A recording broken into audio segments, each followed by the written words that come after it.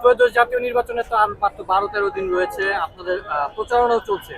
প্রচারণা কেমন দেখছেন? প্রচারণা তো ভালো চলছে, কারণ আমি এই মাটির সন্তান, এই মাটিতে আমি জন্মগ্রহণ করেছি।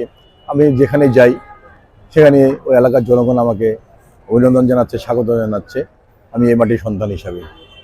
তা আমি বিশ্বাস করি আগামী মাসের 12 তারিখে যে নির্বাচন অনুষ্ঠিত হতে যাচ্ছে, এই ঢাকা পাড়ার জনগণ আমাকে এই মাটির সন্তান হিসাবে আগামী নির্বাচনে স্বতন্ত্র প্রার্থী হিসেবে ভোট দিয়ে ইনশাল্লাহ জয়যুক্ত করবেন।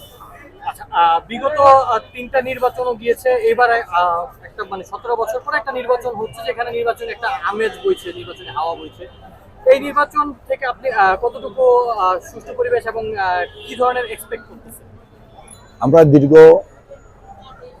17 বছর বিএনপির সাবেক চেয়ারপারসন, 3বারের সাবেক প্রধানমন্ত্রী বেগম খালেদা জিয়া, বিএনপি বর্তমান চেয়ারম্যান তারেক রহমানের নেতৃত্বে আমরা এই দেশের মানুষ ঐক্যবদ্ধভাবে দেশের গণতন্ত্রের জন্য, মানুষের ভোটের অধিকারের জন্য আন্দোলন করেছি।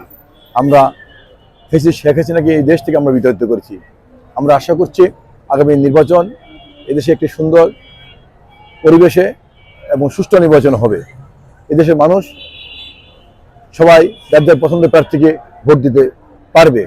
কিন্তু দেখতে পাচ্ছি নির্বাচন যত ঘনিয়ে আসছে তখনই কিন্তু একটি দল মনে করছে তারা ক্ষমতায় দ্বারপ্রান্তে চলে যাচ্ছেন। তারা এই কারণে তারা বিভিন্ন ষড়যন্ত্র, বিভিন্ন শক্তি প্রয়োগের চেষ্টা করছেন।